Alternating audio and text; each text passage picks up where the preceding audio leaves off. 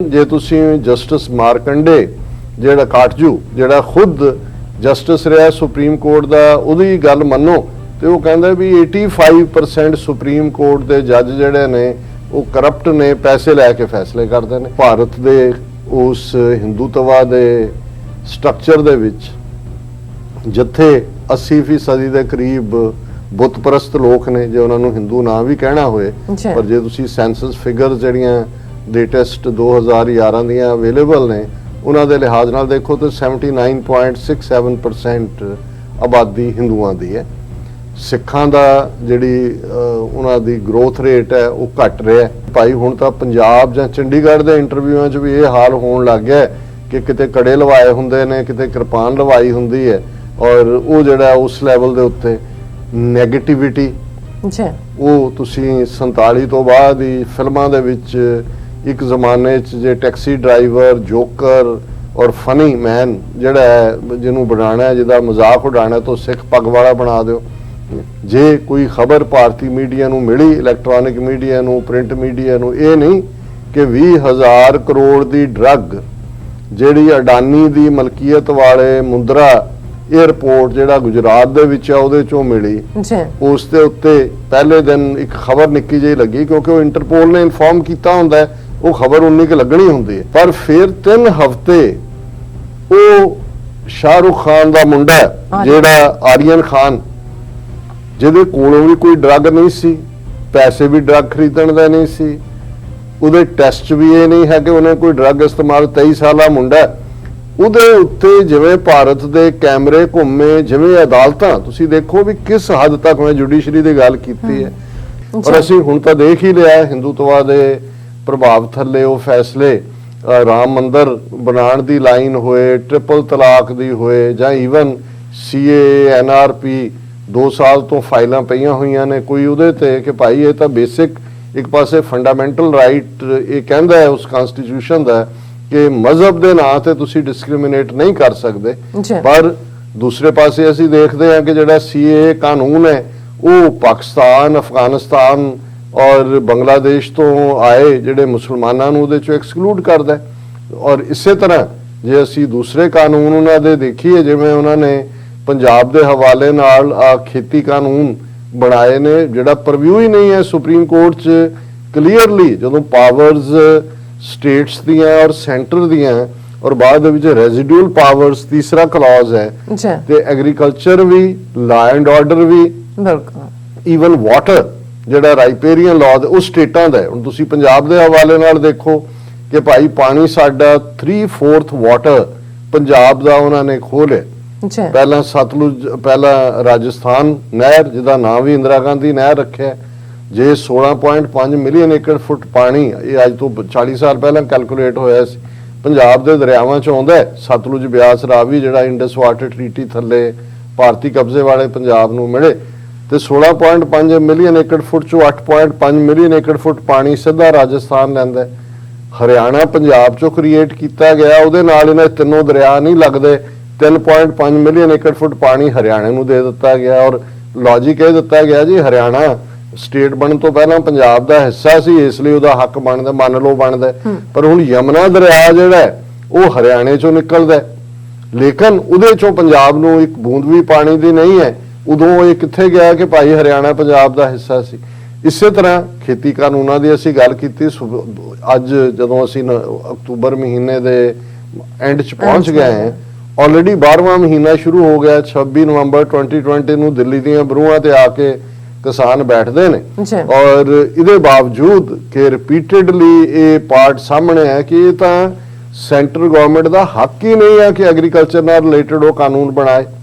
ਲਾ and order ਦੀ ਗੱਲ ਕਰੀਏ, ਉਹਦੇ ਲਈ ਉਹਨਾਂ ਨੂੰ ਕਾਨੂੰਨ ਦੀ ਲੋੜ ਹੀ ਨਹੀਂ ਪਈ। 2 ਹਫ਼ਤੇ ਪਹਿਲਾਂ ਉਹਨਾਂ ਨੇ ਸਿੱਧਾ ਆਰਡੀਨੈਂਸ ਹੋਮ ਮਿਨਿਸਟਰ, ਉਹ ਜਿਹੜਾ ਬਿੱਲੇ ਰੰਗੇ ਦਾ ਦੂਜਾ ਜਿਹੜਾ ਮੋਦੀ ਅਮਿਤ ਸ਼ਾਹ ਦੀ ਹੋਮ ਮਿਨਿਸਟਰੀ ਕਹਿੰਦੀ ਹੈ ਓਕੇ ਜੀ ਅਸੀਂ ਜਿਹੜੇ ਬਾਰਡਰ ਸਿਕਿਉਰਿਟੀ ਫੋਰਸ ਦੀ ਜੁਰਿਸਡਿਕਸ਼ਨ ਹੈ ਅੱਗੇ 15 ਕਿਲੋਮੀਟਰ ਸੀ, ਅਸੀਂ ਹੁਣ 50 ਕਿਲੋਮੀਟਰ ਕਰ ਦਿੱਤੀ, ਅੱਧਾ ਪੰਜਾਬ ਉਹਨਾਂ ਨੇ ਸਿੱਧੇ ਤੌਰ ਤੇ ਲੈ ਲਿਆ। ਔਰ ਉਹਦਾ ਲੌਜਿਕ ਇਹਨਾਂ ਦੇ ਸਟੂਜ ਕੈਪਟਨ ਅਮਰਿੰਦਰ ਨੇ ਕੱਲ ਦੀ ਪ੍ਰੈਸ ਕਾਨਫਰੰਸ 'ਚ ਇਹ ਦਿੱਤਾ ਕਿ ਜੀ ਅੱਗੇ ਜਿਹੜੇ ਡਰੋਨ ਪਾਕਿਸਤਾਨ ਤੋਂ ਆਉਂਦੇ ਸੀ ਜਿਨ੍ਹਾਂ ਦੇ ਵਿੱਚ ਹਥਿਆਰ ਔਰ ਡਰੱਗਸ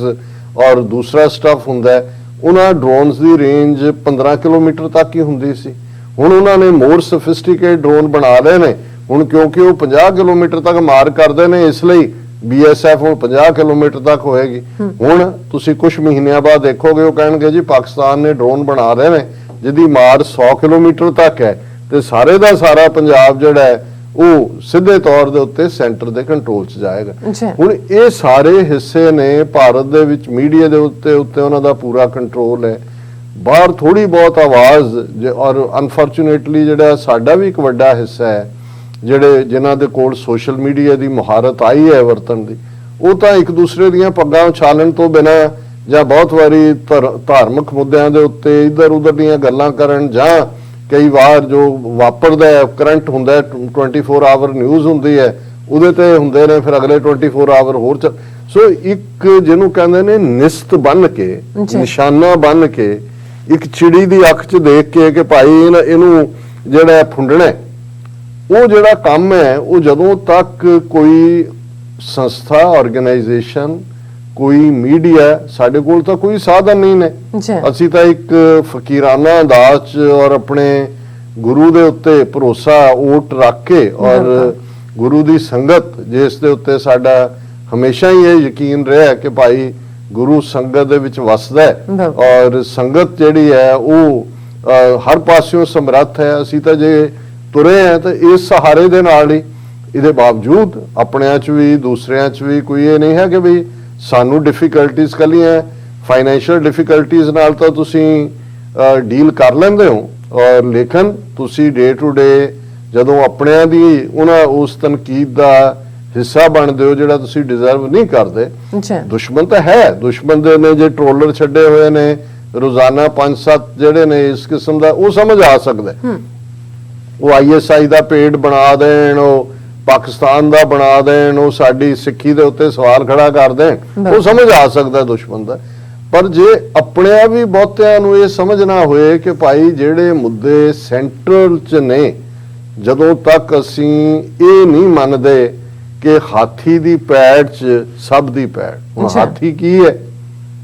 ਗੁਲਾਮੀ। ਬਿਲਕੁਲ। ਤੇ ਉਸ ਦੀ ਪੈੜ ਨੂੰ ਦੇਖ ਕੇ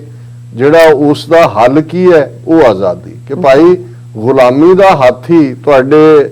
ਹਾਊਸ 'ਚ ਵੜਿਆ ਹੋਇਆ ਤੇ ਤੁਸੀਂ ਕਹਿ ਰਹੇ ਹੋ ਉਹਦੇ 'ਚ ਮੱਛਰ ਵੀ ਨੇ, ਉਹਦੇ 'ਚ ਚਿੱਚੜ ਵੀ ਆ ਜਾਣਗੇ, ਉਹਦੇ 'ਚ ਚੂਹੇ ਵੀ ਹੋਣਗੇ, ਤੁਸੀਂ ਕਹੋ ਜੀ ਉਹਦਾ ਸਪਰੇਅ ਕਰਨਾ, ਉਹਦਾ ਉਹ ਭਾਈ ਹਾਥੀ ਬਾਹਰ ਕੱਢੋ ਜਿਹਦੇ ਨਾਲ ਇਹ ਸਾਰੀਆਂ ਚੀਜ਼ਾਂ ਆਈਆਂ ਹੋਈਆਂ, ਬਾਕੀ ਸਭ ਕੁਝ ਬਾਹਰ ਹੋ ਜਾਏਗਾ। ਸੋ ਅਸੀਂ ਇਸ ਗੱਲ ਲਈ ਵੀਰ ਸੁਖਬੀਰ ਸਿੰਘ ਜੋਸਨ ਜੀ ਦਾ ਸ਼ੁਕਰੀਆ ਅਦਾ ਕਰਦੇ ਹਾਂ ਕਿ ਉਹਨਾਂ ਨੇ ਸਾਨੂੰ ਇਸ ਯੋਗ ਸਮਝਿਆ TV 84 ਨੂੰ, ਕਿ ਉਹਨਾਂ ਨੇ ਇਸ ਅੱਜ ਦੇ ਪ੍ਰੋਗਰਾਮ ਨੂੰ ਸਪਾਂਸਰ ਕੀਤਾ। ਔਰ ਅੱਜ ਅਸੀਂ ਇਹ ਵੀ ਇੱਕ ਖੁਸ਼ੀ ਦੀ ਖਬਰ ਸਾਂਝੀ ਕਰ ਦਈਏ ਕਿ ਸਾਡੇ ਕੁਝ ਵੀਰਾਂ ਨੇ ਆਪਣੇ ਲੈਵਲ ਤੇ ਐਫਰਟ ਕਰਕੇ ਇੱਕ ਬੜਾ ਖੂਬਸੂਰਤ ਗੀਤ ਜਿਹੜਾ ਉਹਨਾਂ ਨੇ ਐਕਸਕਲੂਸਿਵਲੀ TV 84 ਦੇ ਲਈ ਜਿਹੜਾ ਸਾਡਾ ਸੋਹਣਾ ਖਾਲਿਸਤਾਨ, ਕਿਉਂਕਿ ਇਹ ਤਰਜ਼ ਤਾਂ ਉਸ ਦੀ ਇੱਕ ਪਾਕਿਸਤਾਨੀ ਲੈਲਪੁਰੀਆ ਸੱਜਣ ਜਗਜੀਤ ਸ਼ਾਇਦ ਉਹਨਾਂ ਦਾ ਨਾਮ ਹੈ, ਜਾਂ ਲੈਲਪੁਰੀਆ ਕਹਿੰਦੇ ਨੇ, ਉਹਨਾਂ ਨੇ ਇੱਕ ਬੜਾ ਸੋਹਣਾ ਗੀਤ ਜਿਹੜਾ ਸਾਡਾ ਸੋਹਣਾ ਪਾਕਿਸਤਾਨ ਉਸ ਦੀ ਤਰਜ਼ ਦੇ ਉੱਤੇ ਹੀ ਹੈ, ਬਟ HD 'ਚ, ਔਰ ਬੜਾ ਪਿਆਰ ਨਾਲ ਉਹਨਾਂ ਨੇ ਕਿਸਾਨ ਅੱਜ ਦੀ ਚੱਲ ਰਹੀ ਐਜੀਟੇਸ਼ਨ ਤੇ ਵੀ ਫੋਕਸ ਹੈ, ਪਰ ਮੈਸੇਜ ਖਾਲਿਸਤਾਨ ਦਾ ਹੈ। ਪਰ ਇਹਦੇ ਨਾਲ ਸਭ ਤੋਂ ਵੱਡੀ ਗੱਲ ਕਿ ਇੱਕ ਪਿਆਰ ਤੋਹਫਾ ਉਹਨਾਂ ਨੇ ਭੇਜਿਆ, ਉਹਨਾਂ ਦੀ ਚਾਹਨਾ ਹੈ ਕਿ TV 84 ਦੇ ਉੱਤੇ ਚੱਲੇ। ਅਸੀਂ ਉਹਨੂੰ ਆਪਣੇ ਪਰਮਾਨੈਂਟ ਪਲੇਲਿਸਟ ਦਾ ਹਿੱਸਾ ਵੀ ਬਣਾਵਾਂਗੇ। ਮਤਲਬ ਅੱਜ ਅਸੀਂ ਜਦੋਂ ਹੀ ਪਹਿਲਾ ਸੈਗਮੈਂਟ ਮੁੱਕਣ ਤੇ ਆਏਗਾ ਉਸ ਤੋਂ ਉਦੋਂ ਅਸੀਂ ਇਸ ਨੂੰ ਸ਼ੁਰੂ ਕਰਾਂਗੇ। ਸੋ ਅਸੀਂ ਉਹਨਾਂ ਵੀਰਾਂ ਦਾ, ਉਹਨਾਂ ਦੀ ਕੋਈ ਬਹੁਤ ਸਾਡੇ ਕੋਲ ਪਛਾਣ ਨਹੀਂ ਹੈ, ਉਹਨਾਂ ਨੇ ਕੋਈ ਕ੍ਰੈਡਿਟ ਵੀ ਨਹੀਂ ਲੈਣਾ ਚਾਹਿਆ, ਉਹਨਾਂ ਦਾ ਸੰਪਰਕ ਜਿਹੜਾ ਸੀ ਉਹ ਇਵੇਂ ਹੀ ਪ੍ਰੋਗਰਾਮ ਨਾਲ ਉਹ ਜੁੜੇ ਹੋਏ ਨੇ। ਸੋ ਅਸੀਂ ਉਹਨਾਂ ਦਾ ਵੀ ਔਰ ਆਪਣੇ ਉਹਨਾਂ ਸਾਰੇ ਹੀ ਵੈਲ ਵਿਸ਼ਰਸ ਦਾ, ਖਾਸ ਤੌਰ ਤੇ ਪਾਕਿਸਤਾਨੀ ਭੈਣ ਭਰਾ ਜਿਹੜੇ ਸਾਡੇ ਨਾਲ TV 84 ਨਾਲ ਇੰਤਹਾ ਮੁਹੱਬਤ ਕਰਦੇ ਨੇ, ਜਿਉਂ-ਜਿਉਂ ਕਮੈਂਟ ਮੈਂ ਪੜ੍ਹ ਰਿਹਾ ਹੁੰਦਾ ਹੈ, ਕਈ ਵਾਰ ਅੱਖਾਂ 'ਚ ਅਥਰੂ ਹੁੰਦੇ ਨੇ, ਕਈ ਵਾਰ ਦਿਲ ਦੀ ਧੜਕਣ ਤੇਜ਼ ਹੁੰਦੀ ਹੈ, ਔਰ ਕਈ ਵਾਰ ਬਲਿਹਾਰ ਜਾਣ ਨੂੰ ਕੁਰਬਾਨ ਹੋਣ ਨੂੰ ਜੀ ਕਰਦਾ, ਕਿਉਂਕਿ ਇਹ ਪਿਆਰ ਤੋਂ ਵੱਡਾ ਹੋਰ ਕਿਹੜਾ ਖਜ਼ਾਨਾ ਹੈ? ਇਹੀ ਦੌਲਤ ਹੈ। ਔਰ ਅਸੀਂ ਇਹ ਇੰਨੀ ਦੌਲਤ ਕਮਾ ਲਈ ਹੈ ਕਿ ਹੁਣ ਤਾਂ ਬੈਂਕ ਨਹੀਂ ਲੱਭਦੇ ਕਿ ਰੱਖੀਏ ਕਿੱਥੇ। ਸੋ ਹੁਣ ਅਸੀਂ ਗੱਲ ਕਰੀਏ ਜਿਵੇਂ ਤੁਸੀਂ ਕਿਹਾ ਘੱਟ ਗਿਣਤੀ ਹੋਣਾ, ਪਹਿਲੀ ਗੱਲ ਵੈਸੇ ਤਾਂ ਜੇ ਇਨ ਜਨਰਲੀ ਗੱਲ ਕਰੀਏ ਦੁਨੀਆ 'ਚ ਜਿੱਥੇ ਵੀ ਕਿਤੇ ਜਿਹੜੇ ਅਕਲੀਅਤ 'ਚ ਨੇ ਜਾਂ ਅਕਲੀਤਾਂ ਨੇ, ਮਾਈਨੋਰਟੀਜ਼ ਨੇ, ਅਸੀਂ ਘੱਟ ਗਿਣਤੀ ਕਹਿੰਦੇ ਆ। ਭਾਰਤੀ ਕਬਜ਼ੇ ਵਾਲੀ ਜਿਹੜੀ ਬੋਲੀ ਹੈ ਸਾਡੀ, ਇਧਰ ਅਕਲੀਅਤ ਆਇਆ ਪਰਸ਼ੀਅਨ ਉਰਦੂ 'ਚੋਂ ਹੋਏਗਾ, ਸਾਡੇ ਵੱਡ ਗਿਣਤੀ ਤੇ ਘੱਟ ਗਿਣਤੀ, ਮੈਜੋਰਿਟੀ ਮਾਈਨੋਰਿਟੀ। ਬਿਲਕੁਲ। ਉਹ ਵੈਸੇ ਜਿੱਥੇ ਵੀ ਹੋਣ, ਜਿਸ ਸੁਸਾਇਟੀ ਸਮਾਜ 'ਚ, ਉਹ ਦੋ ਤਰ੍ਹਾਂ ਦੇ ਖਤਰਿਆਂ ਤੋਂ ਹਮੇਸ਼ਾ ਹੀ ਉਸ ਤਰ੍ਹਾਂ ਉਹਨਾਂ ਦੇ ਉੱਤੇ ਲਟਕ ਰਹੇ ਹੁੰਦੇ ਨੇ। ਪਹਿਲਾਂ ਤਾਂ ਕਿਉਂਕਿ ਉਹ ਮਾਈਨੋਰਿਟੀ ਹੁੰਦੇ ਨੇ ਤੇ ਮਾਈਨੋਰਿਟੀ ਦਾ ਇੱਕ ਆਪਣਾ ਕਲਚਰ ਵੀ ਹੁੰਦਾ ਹੈ, ਤਹਿਜ਼ੀਬ ਹੁੰਦੀ ਹੈ, ਬੋਲੀ ਹੁੰਦੀ ਹੈ, ਮਜ਼ਹਬ ਹੁੰਦਾ ਹੈ, ਤੇ ਉਹਨਾਂ ਨੂੰ ਇਹ ਹੁੰਦਾ ਫਿਕਰ ਕਿ ਵੀ ਸਾਡੇ ਬੱਚੇ ਬੱਚੀਆਂ ਅੱਗੋਂ ਆਪਣੇ ਦਾਇਰਾਕਾਰ 'ਚ ਰਹਿਣਗੇ ਕਿ ਨਹੀਂ, ਕਿਵੇਂ ਉਹਨਾਂ ਨੂੰ ਰੱਖਣਾ। ਹੁਣ ਮੈਜੋਰਿਟੀ ਵਾਲੇ ਵੀ ਕ੍ਰਾਸ ਕਰਦੇ ਨੇ, ਪਰ ਉਹ ਕ੍ਰਾਸ ਕਰਦੇ ਵੀ ਰਹਿਣ, ਇੰਨਾ ਮਾਈਨਿਊਟ ਹੁੰਦਾ ਵੀ ਫਰਕ ਨਹੀਂ ਪੈਂਦਾ।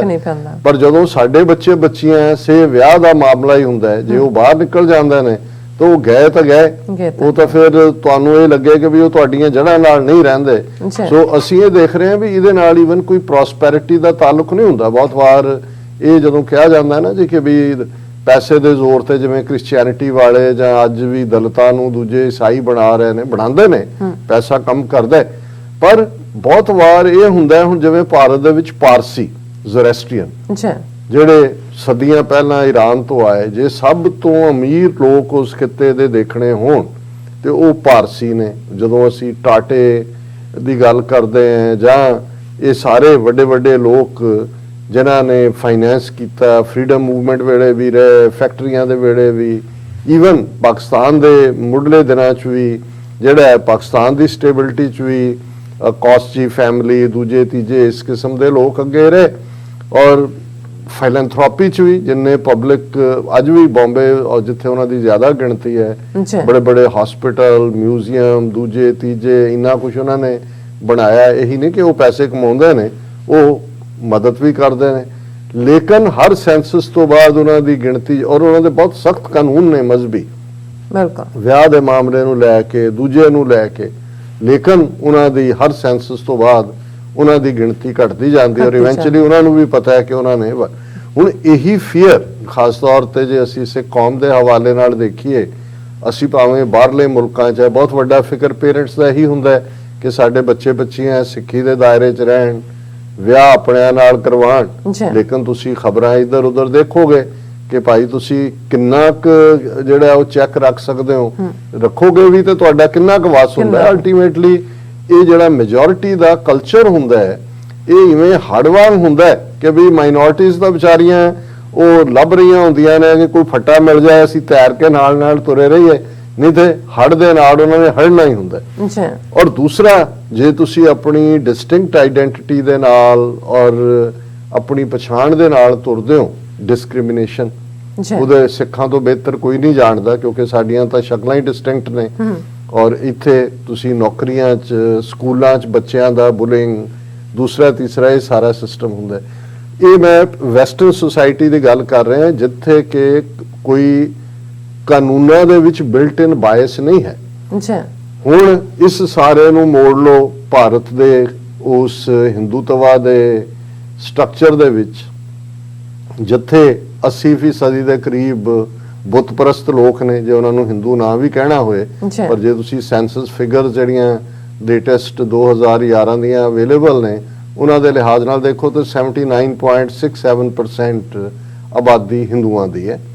ਸਿੱਖਾਂ ਦਾ ਜਿਹੜੀ ਉਹਨਾਂ ਦੀ ਗਰੋਥ ਰੇਟ ਹੈ ਉਹ ਘਟ ਰਿਹਾ। ਇੱਕ ਤਾਂ ਜ਼ੋਰ ਵੀ ਪੰਜਾਬ 'ਚ ਦਿੱਤਾ, ਹਮ ਦੋ ਹਮਾਰੇ ਦੋ ਕੱਢਦੇ ਕੱਢਦੇ ਹੁਣ ਸਿਰਫ ਇੱਕ ਤੇ ਆ ਗਏ, ਔਰ ਉੱਥੋਂ ਨਿਕਲ ਵੀ ਰਹੇ ਨੇ ਕਿਉਂਕਿ ਅਪਰਚੁਨਿਟੀਜ਼ ਨਹੀਂ ਨੇ ਉਹਨਾਂ ਦੇ, ਨਾ ਕੋਈ ਵੱਡੀਆਂ ਫੈਕਟਰੀਆਂ, ਨਾ ਨੌਕਰੀਆਂ ਬਾਹਰ ਨੇ, ਉਹ ਵੀ ਡਿਵੈਂਡਲ ਹੋ ਰਿਹਾ। ਮੁਸਲਮਾਨਾਂ ਬਾਰੇ ਹਾਲਾਂ ਉਹਨਾਂ ਦਾ ਕੋਈ ਗਰੋਥ ਰੇਟ ਬਹੁਤਾ ਹਿੰਦੂਆਂ ਨਾਲੋਂ ਫਰਕ 'ਚ ਨਹੀਂ ਹੈ, ਲੇਕਿਨ ਇਹ ਪ੍ਰੋਪੇਗੈਂਡਾ ਉਹਨਾਂ ਦੇ ਅਗੇਂਸਟ ਇੰਨੇ ਜ਼ੋਰ ਨਾਲ ਕੀਤਾ ਜਾ ਰਿਹਾ ਜੀ, ਇਹਨਾਂ ਦੀਆਂ 3-3 ਬੇਗਮਾਂ, 10-10 ਬੱਚੇ, ਔਰ ਇਹ ਤਾਂ ਅਗਲੇ 100 ਸਾਲ 'ਚ ਇੰਡੀਆ ਮੁਸਲਿਮ ਮੈਜੋਰਿਟੀ ਕੰਟਰੀ ਬਣ ਜਾਏਗਾ। ਹਾਲਾਂ ਜਿਹੜੇ ਫੈਕਟਸ ਨੇ ਉਹਦਾ ਗਰਾਊਂਡ ਉਹ ਬਿਲਕੁਲ ਡਿਫਰੈਂਟ ਨੇ। ਸੋ ਇੱਕ ਪਾਸੇ ਇਹ ਪ੍ਰੋਪਰ ਡਿਸਕ੍ਰਿਮੀਨੇਸ਼ਨ ਅਸੀਂ ਹਰ ਪੈਰ ਤੇ ਦੇਖਦੇ ਹਾਂ, ਕਿ ਭਾਈ ਹੁਣ ਤਾਂ ਪੰਜਾਬ ਜਾਂ ਚੰਡੀਗੜ੍ਹ ਦੇ ਇੰਟਰਵਿਊਆਂ 'ਚ ਵੀ ਇਹ ਹਾਲ ਹੋਣ ਲੱਗ ਗਿਆ ਕਿ ਕਿਤੇ ਕੜੇ ਲਵਾਏ ਹੁੰਦੇ ਨੇ, ਕਿਤੇ ਕਿਰਪਾਨ ਲਵਾਈ ਹੁੰਦੀ ਹੈ, ਔਰ ਉਹ ਜਿਹੜਾ ਉਸ ਲੈਵਲ ਦੇ ਉੱਤੇ ਨੈਗੇਟਿਵਿਟੀ ਉਹ ਤੁਸੀਂ 47 ਤੋਂ ਬਾਅਦ ਹੀ ਫਿਲਮਾਂ ਦੇ ਵਿੱਚ ਇੱਕ ਜ਼ਮਾਨੇ 'ਚ ਜੇ ਟੈਕਸੀ ਡਰਾਈਵਰ, ਜੋਕਰ ਔਰ ਫਨੀ ਮੈਨ ਜਿਹੜਾ ਹੈ ਜਿਹਨੂੰ ਬਣਾਉਣਾ, ਜਿਹਦਾ ਮਜ਼ਾਕ ਉਡਾਉਣਾ, ਤੋਂ ਸਿੱਖ ਪੱਗ ਵਾਲਾ ਬਣਾ ਦਿਓ, ਔਰ ਇਹੀ ਚੁਟਕਲੇ ਉਹੀ ਤੁਸੀਂ ਜਿਹੜੇ ਨੇ ਲਤੀਫੇ ਉਹਨਾਂ ਦੇ ਉੱਤੇ ਕਰੋ। ਹੁਣ ਇਸ ਸਾਰੇ ਦੇ ਚੱਲਦੇ ਆ ਮੁਸਲਮਾਨ ਤਾਂ ਭਾਰਤ ਦੇ, ਜਿਵੇਂ ਅਸੀਂ ਕੱਲ ਵੀ ਕਿਹਾ ਸੀ, ਤਾਂ ਉਹ ਤਾਂ ਕਸ਼ਮੀਰੀਆਂ ਨੂੰ ਛੱਡ ਕੇ ਜਿਹੜੇ ਖਹਿੰਦੇ ਨੇ, ਲੜਦੇ ਨੇ, ਬਾਕੀ ਤਾਂ ਇੱਥੇ ਕੀ ਆ ਕੇ ਖੜੇ ਨੇ ਕਿ ਜੀ ਅਸੀਂ ਸੈਕੰਡ ਕਲਾਸ ਸਿਟੀਜ਼ਨ ਹੈ ਤੇ ਅਸੀਂ ਰਹਿਣਾ ਹੀ ਹੈ ਕਿਉਂਕਿ ਪਾਕਿਸਤਾਨ ਬਣ ਗਿਆ ਔਰ ਅਸੀਂ ਇਹ ਗੁਨਾਹ ਕੀਤਾ ਕਿ ਵੀ ਅਸੀਂ ਜਿਹੜਾ ਮੁਸਲਮਾਨ ਹੈ, ਇਸ ਲਈ ਮੁਸਲਮਾਨਾਂ ਦਾ ਮੁਲਕ ਪਾਕਿਸਤਾਨ ਹੈ, ਹਿੰਦੂਆਂ ਦਾ ਸਾਡੇ ਨਾਲ। ਪਰ ਉਹਨਾਂ ਦਾ ਅੱਖਾਂ ਬੰਦ ਕਰਕੇ ਭਾਰਤ ਮਾਤਾ ਕੀ ਜੈ ਵੀ ਉਹ ਕਹਿੰਦੇ ਨੇ, ਪੂਰੇ ਦਾ ਪੂਰਾ ਇੰਡੀਆ ਦੇ ਨਾਲ ਆਪਣੀ ਲਾਇਲਟੀ ਵੀ ਸ਼ੋਅ ਕਰਦੇ ਨੇ, ਬਾਰ-ਬਾਰ ਕਰਨ ਦੇ ਬਾਵਜੂਦ। ਜਦੋਂ ਦਾ ਹੁਣ ਹਿੰਦੂ ਤਵੀਆਂ ਦੇ ਕੋਲ ਪਾਵਰ ਆਈ ਹੈ, ਡਿਸਕ੍ਰਿਮੀਨੇਸ਼ਨ ਜਾਂ ਰਿਪਰੈਜ਼ੈਂਟੇਸ਼ਨ ਅੱਜ ਵੀ ਤੁਸੀਂ ਦੇਖੋ, ਜੇ ਤੁਸੀਂ ਲੋਐਸਟ ਲੈਡਰ ਸੁਸਾਇਟੀ ਦਾ ਦੇਖੋ, ਪਾਵਰਟੀ ਲਾਈਨ ਥੱਲੇ ਮੈਕਸਿਮਮ ਮੁਸਲਮਾਨ ਉਹਦੇ ਚਾਹਣਗੇ। ਹਾਲਾਂ 15-16 200 ਮਿਲੀਅਨ ਦੀ ਆਬਾਦੀ ਕੋਈ ਛੋਟੀ ਆਬਾਦੀ ਨਹੀਂ ਹੈ। ਇੰਡੋਨੇਸ਼ੀਆ ਪਾਕਿਸਤਾਨ ਤੋਂ ਬਾਅਦ ਤੀਸਰੇ ਨੰਬਰ ਤੇ ਦੁਨੀਆ ਦੀ ਚ ਮੁਸਲਮਾਨ ਨੰਬਰ ਹੋਏਗਾ, ਲੇਕਿਨ ਉਹਨਾਂ ਨੂੰ ਕਿਵੇਂ ਜਿਹੜਾ ਉਹ ਇਕਨੋਮਿਕਲੀ ਥੱਲੇ ਸੁੱਟਿਆ ਹੋਇਆ ਹੈ। ਪੋਲੀਟੀਕਲ ਰਿਪਰੈਜ਼ੈਂਟੇਸ਼ਨ ਉਹਨਾਂ ਦੇ ਘੱਟੋ ਘੱਟ 50 MP ਹੋਣੇ ਚਾਹੀਦੇ ਨੇ ਜੇ ਤੁਸੀਂ ਆਬਾਦੀ ਦੇ ਲਿਹਾਜ਼ ਨਾਲ ਦੇਖਣ। ਉਹ ਤੁਸੀਂ ਦੇਖੋਗੇ ਕਿ ਬੀਜੇਪੀ ਨੇ ਤਾਂ ਫੈਸਲਾ ਹੀ ਕੀਤਾ ਹੋਇਆ ਕਿਸੇ ਮੁਸਲਮਾਨ ਨੂੰ ਟਿਕਟ ਨਹੀਂ ਦੇਣੀ। ਦੂਸਰਿਆਂ ਦੇ ਵੀ ਜਿਹੜੇ ਹੁੰਦੇ ਨੇ ਉਹ ਡਰ ਕੇ ਹੀ ਰਹਿੰਦੇ ਨੇ। ਲੇਕਿਨ ਹਿੰਦੂ ਤਵੀਆਂ ਦੇ ਆਉਣ ਤੋਂ ਬਾਅਦ ਜਿਹੜੇ ਕੁਝ ਫੀਲਡ ਜਿਹਦੇ 'ਚ ਮੁਸਲਮਾਨਾਂ ਨੇ ਐਕਸੈਲ ਕੀਤਾ, ਜਿਹਦੇ 'ਚ ਕਿ ਥੋੜਾ ਬਹੁਤ ਐਬਿਲਿਟੀ ਵੀ ਕ੍ਰਾਈਟੇਰੀਆ ਸੀ, ਉਹਨਾਂ 'ਚ ਇੱਕ ਫਿਲਮ ਇੰਡਸਟਰੀ ਹੈ। ਹੁਣ ਫਿਲਮ ਇੰਡਸਟਰੀ ਦੇ ਵਿੱਚ ਪਹਿਲਾਂ ਵੀ ਉਹ ਦਲੀਪ ਕੁਮਾਰ ਔਰ ਉਸ ਜ਼ਮਾਨੇ ਤੋਂ ਲੈ ਕੇ ਨੂਰ ਜਹਾਂ, ਉਹ ਤਾਂ ਪਾਕਿਸਤਾਨ ਆ ਗਈ ਬਾਅਦ ਦੇ ਵਿੱਚ, ਮੀਨਾ ਕੁਮਾਰੀ, ਵਹੀਦਾ ਰਹਿਮਾਨ, ਇਹ ਸਾਰੇ ਨਾਂ ਜਿਹੜੇ ਨੇ ਇਹ ਰਹੇ। ਲੇਕਿਨ ਈਵਨ 60ਵੇਂ 70ਵੇਂ ਤੋਂ ਬਾਅਦ ਵੀ ਅਸੀਂ ਦੇਖਦੇ ਹਾਂ ਕਿ ਜਿਨ੍ਹਾਂ ਨੂੰ ਖਾਨਾਂ ਦਾ ਦੌਰ ਕਹਿੰਦੇ ਨੇ, ਆਮਿਰ ਖਾਨ, ਸਲਮਾਨ ਖਾਨ ਔਰ ਦੂਸਰੇ ਸ਼ਾਹਰੁਖ ਖਾਨ, ਇਹਨਾਂ ਨੇ ਆਪਣੀ ਥਾਂ ਬਣਾਈ। ਹੋਰ ਵੀ ਬਹੁਤ ਸਾਰੇ ਨੇ, ਹਾਲਾਂ ਮੈਂ ਕਦੇ ਇਹਨਾਂ ਦਾ ਕੋਈ ਐਡਵੋਕੇਟ ਨਹੀਂ ਹੈ, ਮੈਨੂੰ ਪਤਾ ਹੈ ਵੀ ਜਿਹੜੇ ਇਸ ਦੁਨੀਆ 'ਚ ਜਾਂਦੇ ਨੇ ਉਹਨਾਂ ਦਾ ਅਲਟੀਮੇਟ ਜਿਹੜਾ ਇਸ਼ਟੋ ਦੌਲਤ ਹੀ ਹੁੰਦਾ ਹੈ। ਦੌਲਤ ਦੇ ਦੁਆਲੇ ਉਹਨਾਂ 'ਚੋਂ ਤੁਸੀਂ ਮੁਸਲਮਾਨ ਲੱਭਣਾ ਚਾਹੋ ਜਾਂ ਉਹਨਾਂ 'ਚੋਂ ਸਿੱਖ ਲੱਭਣਾ ਚਾਹੋ, ਇਹ ਨਹੀਂ ਹੈ। ਲੇਕਿਨ ਇਹਦੇ ਬਾਵਜੂਦ ਕਿ ਉਹ ਉਹਨਾਂ ਫਿਲਮਾਂ ਦੇ ਵਿੱਚ ਵੀ ਦੂਜਾ ਪੂਰਾ, ਹੁਣ ਦਲੀਪ ਕੁਮਾਰ ਨੇ ਜੇ ਉਹ 80-90% ਰੋਲ ਜਿਹੜੇ ਨੇ ਉਹ ਦਲੀਪ ਕੁਮਾਰ ਦੇ ਉਹੀ ਸੀ, ਕਿਤੇ ਰਾਮ ਸ਼ਾਮ ਹੈ, ਕਿਤੇ ਮੰਦਰ ਹੈ, ਕਿਤੇ ਉਹੀ ਯੂਪੀ ਬਿਹਾਰ ਦੀ ਬੋਲੀ ਬੋਲਣ ਵਾਲੇ ਸਾਰੇ ਰੋਲ ਰਹੇ ਨੇ। ਲੇਕਿਨ ਉਹਦਾ ਨਾਂ ਕਿਉਂਕਿ ਪਹਿਲਾਂ ਯੂਸਫ ਖਾਨ ਸੀ, ਇਸ ਲਈ ਉਹਨੂੰ ਕਦੇ ਇਹਨਾਂ ਨੇ ਮਾਫ ਨਹੀਂ ਕੀਤਾ ਹਿੰਦੂ ਤਵੀਆਂ ਨੇ। ਜੇ ਉਹਨਾਂ ਨੂੰ ਜਿਹੜਾ ਹੈ ਉਹ ਪਾਕਿਸਤਾਨ ਦਾ ਹਾਈਐਸਟ ਸਿਵਿਲੀਅਨ ਅਵਾਰਡ ਮਿਲਿਆ ਜਦੋਂ ਕਾਰਗਿਲ ਜੰਗ ਹੋਈ, ਤੇ ਇੰਨਾ ਇੱਕ ਲੌਬੀ ਚਲਾਈ ਕਿ ਵੀ ਇਹ ਵਾਪਸ ਕਰੇ,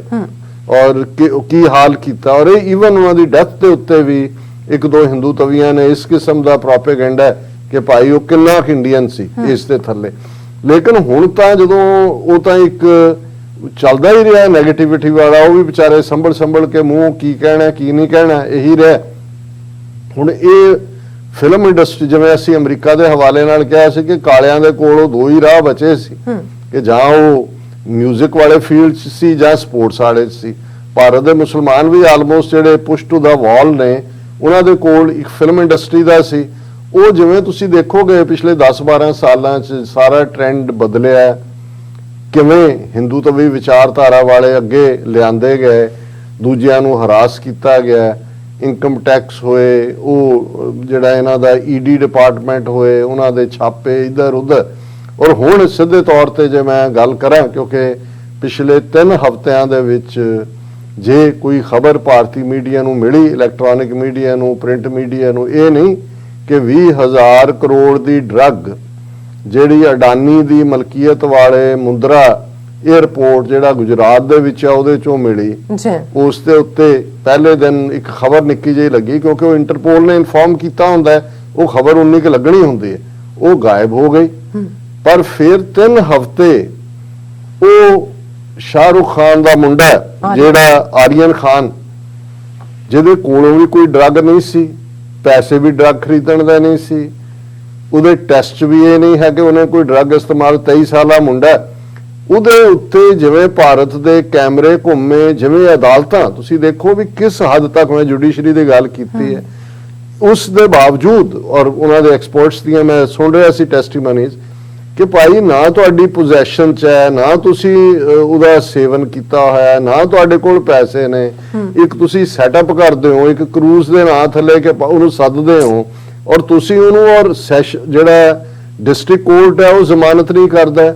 ਸੈਸ਼ਨ ਕੋਰਟ ਜ਼ਮਾਨਤ ਨਹੀਂ ਕਰਦਾ, ਹਾਈ ਕੋਰਟ 'ਚ ਜੇ ਸ਼ਾਹਰੁਖ ਖਾਨ ਕੋਲ ਪੈਸੇ ਨਾ ਹੁੰਦੇ ਉਹ ਉਸ ਮੁਕੇਸ਼ ਰੁਸਤਗੀ ਵਰਗੇ ਔਰ ਵੱਡੀ ਟੀਮ ਖੜੀ ਨਾ ਕਰਦਾ ਤੇ ਹੁਣ ਜਿਹੜੀ ਹਾਈ ਕੋਰਟ ਨੇ ਜ਼ਮਾਨਤ ਮੰਨੀ ਹੈ ਆਲਮੋਸਟ 27 ਦਿਨਾਂ ਬਾਅਦ, ਅਜੇ ਵੀ ਇੱਕ ਦਿਨ ਲੱਗ ਜਾਣਾ ਉਹਨੂੰ ਬਾਹਰ ਆਉਂਦੇ ਆ ਕਿਉਂਕਿ ਉਹ ਕਾਗਜ਼ ਕੌਣ ਛੁਡਾ ਸਕਦਾ ਸੀ। ਬਿਲਕੁਲ। ਔਰ ਇਸ ਪੀਰੀਅਡ 'ਚ ਸਾਹਮਣੇ ਆਇਆ ਕਿ ਕਿਵੇਂ ਇੱਕ ਪੂਰਾ ਜਿਹੜਾ ਉਹਨਾਂ ਦਾ ਡਰੱਗ ਡਿਪਾਰਟਮੈਂਟ ਉਹਦੇ ਵਿਚਲਾ ਬੰਦਾ ਉਹਦੇ ਨਾਲ ਵਿਚੋਲੇ ਵੀ ਛੱਡੇ ਹੋਏ ਨੇ, ਡੀਲ ਬਣਾ ਰਹੇ ਨੇ ਸ਼ਾਹਰੁਖ ਖਾਨ ਨਾਲ ਕਿ 25 ਕਰੋੜ ਰੁਪਈਆ ਦੇ ਇਹਨੂੰ ਛੱਡ ਦਿੰਨੇ, ਕਿੰਨਾ ਕੁਝ ਇਸ ਸੱਚ ਸਾਹਮਣੇ ਆਇਆ। ਮਤਲਬ ਇੱਕ ਕਾਮਨ ਬੰਦਾ ਜਿਹਦਾ ਕੋਈ ਇੰਟਰਸਟ ਨਾ ਹੋਏ ਕਿਸੇ 'ਚ, ਉਹਨੂੰ ਈਵਨ ਕਿਸੇ ਲਾਅ ਦਾ ਵੀ ਪਤਾ ਨਾ ਹੋਏ, ਉਹ ਸਿੰਪਲੀ ਕਹੇਗਾ ਕਿ ਭਾਈ ਇਹ ਫਸਾਇਆ ਗਿਆ। ਹੁਣ ਜੇ ਉਹਦੀ ਜ਼ਮਾਨਤ ਹੋਈ ਹੈ ਤੇ ਜਿਹੜਾ ਦੂਸਰਾ part T20 cricket match Pakistan ਦੀ ਵਿਕਟਰੀ ਔਰ ਉਹਨੂੰ ਲੈ ਕੇ ਇਮੀਡੀਏਟ ਪਹਿਲੇ 24 ਘੰਟੇ ਦਾ ਮਾਰ ਕੁਟਾਈ ਜਿਵੇਂ ਸੰਗਰੂਰ ਭਾਈ ਗੁਰਦਾਸ ਇੰਸਟੀਚਿਊਟ 'ਚ ਯੂਪੀ ਬਿਹਾਰ ਦੇ ਸਟੂਡੈਂਟਸ ਨੇ ਕੀਤਾ ਔਰ ਹੌਲੀ ਹੌਲੀ ਫਿਰ ਇਹ ਖਬਰਾਂ ਕਿ ਜੀ ਉੱਥੇ ਸੈਲੀਬ੍ਰੇਟ ਕੀਤਾ ਕਸ਼ਮੀਰ। ਹੁਣ ਸ੍ਰੀਨਗਰ ਦੇ 2 ਮੈਡੀਕਲ ਕਾਲਜ ਨੇ, ਉਹਨਾਂ ਦੇ ਸਟੂਡੈਂਟਸ ਦੇ ਖਿਲਾਫ ਜਿਹੜਾ ਉਹ ਸੈਡੀਸ਼ਨ ਕੇਸ ਵੀ ਤੇ UAPA ਵੀ ਲਾਤਾ। ਹੁਣ ਅੱਜ ਯੂਪੀ ਦਾ ਚੀਫ ਮਿਨਿਸਟਰ ਉਹ ਕਨਪਾਟਾ ਗੁੰਡਾ ਜੋਗੀ ਆਦਿੱਤਿਆਨਾਥ ਕਹਿੰਦਾ ਕਿ ਜੀ ਜਿੰਨੇ ਇਹ ਆਏ ਨੇ ਆਗਰੇ ਚੋਂ 3-4 ਕਸ਼ਮੀਰੀ ਸਟੂਡੈਂਟ ਜਿਹੜੇ ਨੇ ਉਹਨਾਂ ਦੇ ਖਿਲਾਫ ਕਿ ਜੀ ਇਹਨਾਂ ਨੇ ਨਾਰੇ ਮਾਰੇ। ਹਾਲਾਂ ਉਹ ਇੰਸਟੀਚਿਊਟ ਵਾਲਾ ਕਹਿ ਰਿਹਾ, ਆਗਰੇ ਵਾਲਾ ਜਿਹੜਾ ਪ੍ਰਿੰਸੀਪਲ ਹੈ ਜੀ ਕੋਈ ਨਹੀਂ ਹੈ, ਲੇਕਿਨ ਹਿੰਦੂ ਭੀੜ ਇਕੱਠੀ ਹੋ ਕੇ ਹਿੰਦੂ ਤਵੀਆਂ ਦੀ ਉਹਨਾਂ ਨੂੰ FIR ਕਰਵਾਈ, ਉਹਨਾਂ ਨੂੰ ਅਰੈਸਟ ਕਰ ਲਿਆ ਗਿਆ ਔਰ ਯੋਗੀ ਆਦਿੱਤਿਆਨਾਥ ਕਹਿ ਰਿਹਾ ਕਿ ਭਾਈ sedition law will be invoked against those celebrating Pakistan victory in T20 match. ਔਰ ਇਹ ਇਕੱਲਾ ਯੂਪੀ ਜਾਂ ਆਗਰੇ ਜਾਂ ਦੂਜੇ 'ਚ ਨਹੀਂ ਹੋਇਆ, ਕਸ਼ਮੀਰ ਦੇ ਵਿੱਚ ਜਿਹੜਾ ਉਹਨਾਂ ਦੇ ਉੱਤੇ ਵੀ UAPA। ਹੁਣ UAPA ਕੀ ਹੈ? Unlawful activities and prevention act, ਜਿਹਦੇ ਥੱਲੇ ਤੁਹਾਡੀ ਜ਼ਮਾਨਤ ਨਹੀਂ ਹੁੰਦੀ। ਸੈਡੀਸ਼ਨ ਦੇਸ਼ ਧਰੋਹ ਦਾ ਕੇਸ ਹੈ। ਹੁਣ ਇਹ ਜਿਹੜਾ ਸਾਰਾ ਟ੍ਰੈਂਡ ਹੈ ਕਿ ਜੇ ਤੁਸੀਂ ਭਾਰਤ ਦੇ ਜਿਹੜੇ ਕਾਨੂੰਨ ਦਹਿਸ਼ਤਗਰਦੀ ਨਾਲ ਜੁੜੇ ਹੋਏ ਕਦੇ ਇਹ, ਹਾਲਾਂਕਿ ਜਿਹੜਾ UAPA ਹੈ unlawful activities and prevention act 1967 ਦਾ ਹੈ, ਲੇਕਿਨ ਇਹਦੇ 'ਚ ਉਹਨਾਂ ਨੇ ਇੰਨੀਆਂ ਅਮੈਂਡਮੈਂਟ ਕਰਕੇ ਇਹਨੂੰ ਆਲਮੋਸਟ ਉਹ ਲਾਅ ਬਣਾ ਦਿੱਤਾ ਜਿਹਦੇ ਥੱਲੇ ਤੁਹਾਡੀ ਜ਼ਮਾਨਤ ਹੋ ਹੀ ਨਹੀਂ ਸਕਦੀ, ਘੱਟੋ ਘੱਟ 1 ਸਾਲ ਤੁਹਾਨੂੰ ਅੰਦਰ ਰੱਖਣਗੇ। ਹੁਣ ਸੈਡੀਸ਼ਨ ਲਾਅ ਕੀ ਹੈ? ਨੈਸ਼ਨਲ ਸਿਕਿਉਰਿਟੀ ਐਕਟ, ਉਹਦੇ ਥੱਲੇ ਤੁਹਾਨੂੰ ਜਦੋਂ ਮਰਜ਼ੀ ਚੁੱਕ ਲੈਣ ਬਿਨਾਂ ਦੱਸਿਆ ਕੋਈ ਉਹਦਾ। ਹੁਣ ਪੰਜਾਬ 'ਚ ਜਿਹੜਾ ਇਹਨਾਂ ਨੇ BSF ਨੂੰ ਦਿੱਤਾ ਹੈ ਰਾਈਟ, ਉਹਦੇ ਥੱਲੇ ਕੋਈ ਮੈਜਿਸਟ੍ਰੇਟ ਦੇ ਵਾਰੰਟ ਦੀ ਲੋੜ ਨਹੀਂ, ਕੋਈ ਹੋਰ ਨਹੀਂ, ਜਿਹਨੂੰ ਮਰਜ਼ੀ ਚੁੱਕ ਲੈਣ। ਉਹ ਇਹਨਾਂ ਹਾਲਤਾਂ ਦੇ ਚੱਲਦੇ ਆ। ਔਰ ਜੇ ਇਸ ਪੀਰੀਅਡ ਦੇ ਵਿੱਚ ਜਿਹੜੇ ਬਾਕੀ ਲਾਅ ਵੀ ਆਏ, ਟਾਡਾ ਆਇਆ ਟੈਰਰਿਸਟ ਐਂਡ ਡਿਸਰਪਟਿਵ ਐਕਟੀਵਿਟੀਜ਼ ਐਕਟ, ਪੋਟਾ ਆਇਆ, ਜੇ ਉਹਨਾਂ ਦਾ ਡਾਟਾ, ਕਿਉਂਕਿ ਮੈਨੂੰ ਇਹ ਹੁੰਦਾ ਕਿ ਵੀ ਇਹ ਸਾਡੇ ਕੋਲ ਜੇ ਅਸੀਂ ਬਹੁਤ ਡਾਟੇ ਵੱਲ ਚਲੇ ਜਾਈਏ ਤਾਂ ਇੱਕ ਬੋਰਿੰਗ ਐਸਪੈਕਟ ਵੀ ਹੁੰਦਾ, ਪਰ ਇਨ ਜਨਰਲ ਜੇ ਮੈਂ ਕਹਾਂ ਕਿ ਜਿਹੜੇ ਸਾਰੇ ਕਾਨੂੰਨ ਨੇ UAPA, ਟਾਡਾ, ਪੋਟਾ ਔਰ ਹੁਣ ਤੱਕ ਜਿਹੜੇ ਬਣੇ ਨੇ ਪਿਛਲੇ ਤੁਸੀਂ ਪੀਰੀਅਡ ਦੇ ਕੱਢ ਲਓ, ਇਹਦੇ 70% ਤੋਂ ਜ਼ਿਆਦਾ ਜਿਹੜੇ ਇਸ ਦੇ ਵਿੱਚ ਅੰਦਰ ਫੜੇ ਸਾਲਾਂ ਬਦੀ ਰੁਲ ਰਹੇ ਨੇ, ਉਹਨਾਂ ਦੇ ਵਿੱਚ ਸਿੱਖ ਨੇ, ਮੁਸਲਮਾਨ ਨੇ, ਦਲਿਤ ਨੇ, ਟ੍ਰਾਈਬਲਸ ਨੇ। ਸੋ ਇਸ ਹਾਲ ਦੇ ਚੱਲਦੇ ਆ ਔਰ ਹੁਣ ਤਾਂ ਉਹਨਾਂ ਦੇ ਹੱਥ ਪਾਵਰ ਆਈ ਹੈ। ਜਿਵੇਂ ਈਵਨ ਸੁਪਰੀਮ ਕੋਰਟ ਨੇ ਵੀ ਇਹ ਕਿਹਾ ਵੀ ਇਹ ਤਾਂ ਜਾਰਜ ਆਰਵੈਲ ਦੇ 1984 ਵਾਲਾ ਪਾਰਟ ਹੈ ਕਿ ਬਿਗ ਬ੍ਰਦਰ ਇਜ਼ ਵਾਚਿੰਗ, ਤੁਸੀਂ ਕੀ ਕੀਤਾ ਕੀ ਨਹੀਂ ਕੀਤਾ ਇਹ ਬਿਸਾਈਡਸ ਦਾ ਪੁਆਇੰਟ ਹੈ। ਜਦੋਂ ਉਹਨਾਂ ਨੇ ਟਰੈਪ ਕਰਨਾ ਉਹਨਾਂ ਦੇ ਕੋਲ ਕਾਨੂੰਨ ਦਾ ਦਾਇਰਾ ਵੀ ਹੈ ਕਿ ਕਿਹੜਾ ਕਾਨੂੰਨ ਉਹਨਾਂ ਨੇ ਲਾਉਣਾ ਹੈ, ਪੁਲਿਸ ਵੀ ਹੈ ਜਿਹਨੇ ਤੁਹਾਨੂੰ ਟਾਰਚਰ ਕਰਨਾ ਹੈ, ਜੱਜ ਵੀ ਉਹਨਾਂ ਦੇ ਨੇ। ਜਿਵੇਂ ਉਹ ਐਨੀਮਲ ਫਾਰਮ, ਜਾਰਜ ਆਰਵੈਲ ਦਾ ਇੱਕ ਹੋਰ ਰਾਈਟ ਹੈ ਨੋਵਲ ਐਨੀਮਲ ਫਾਰਮ, ਉਹਦਾ ਕਨਕਲੂਜਨ ਹੀ ਇਹ ਹੈ ਕਿ we hang first will be tried later, ਵੀ ਮੁਕਦਮਾ ਬਾਅਦ ਚਲਾਵਾਂਗੇ, ਉਹਨੂੰ ਪਹਿਲਾਂ ਟੰਗ ਦਿਓ। ਹੁਣ ਜਿਹੜਾ ਇਹ ਆਰੀਅਨ ਖਾਨ ਦੇ ਨਾਂ ਥੱਲੇ ਜਾਂ ਇਸ ਤੋਂ ਪਹਿਲਾਂ ਅਸੀਂ ਦੂਸਰੇ ਦੇਖਦੇ ਹਾਂ, ਭਾਈ ਕੁਲਬੀਰ ਸਿੰਘ ਬੜਾ ਪਿੰਡ ਸਿੱਖ ਯੋਧਾ, ਇੱਥੇ 10-12 ਸਾਲ ਜੇਲ੍ਹ 'ਚ ਰਹੇ, ਐਕਸਟਰਾਡਾਈਟ ਹੋਏ, ਸ਼੍ਰੋਮਣੀ ਕਮੇਟੀ ਮੈਂਬਰ ਬਣੇ, ਦਲ ਖਾਲਸਾ ਨਾਲ ਸੰਬੰਧਿਤ, ਇੱਕ ਨਿੱਜੀ ਝਗੜਾ ਹੈ ਜਿਹਦੇ ਚ ਕਿ ਵਿਰੋਧੀ ਲਾਈਨ ਉਹਨਾਂ ਦੇ ਉੱਤੇ ਹਮਲਾ ਕਰਦੀ ਹੈ, ਸੈਲਫ ਡਿਫੈਂਸ 'ਚੋਂ ਗੋਲੀ ਚਲਾਉਂਦੇ ਨੇ, ਵਿਰੋਧੀ ਬੰਦਾ ਮਰ ਜਾਂਦਾ ਹੈ। ਪਿਛਲੇ 7 ਸਾਲ ਤੋਂ ਜੇਲ੍ਹ ਸੀ, ਕੱਲ ਅਦਾਲਤ ਫੈਸਲਾ ਸੁਣਾ ਕੇ ਉਹਨਾਂ ਦੀ ਉਮਰ ਕੈਦ ਕਰ ਦਿੰਦੀ ਹੈ। ਉਹਦਾ ਮਤਲਬ ਹੈ ਕਿ ਵੀ ਕੋਈ ਵੀ ਜਿਹੜਾ ਸਿੱਖ ਲੋਕਾਂ ਦੀ ਆਵਾਜ਼ ਬਣ ਸਕਦਾ ਹੈ ਉਹਨੂੰ ਉਹਨਾਂ ਨੇ ਬਾਹਰ ਨਹੀਂ ਆਣ ਦੇਣਾ ਹੈ। ਔਰ ਮੈਂ ਘੜੀਵਾਲ ਦੇਖ ਰਿਹਾ ਕਿ ਆਲਰੇਡੀ ਅਸੀਂ ਜਿਹੜਾ ਉਹ ਵਕਤ ਦੀ ਸੀਮਾ ਤੱਕ ਪਹੁੰਚ ਗਏ।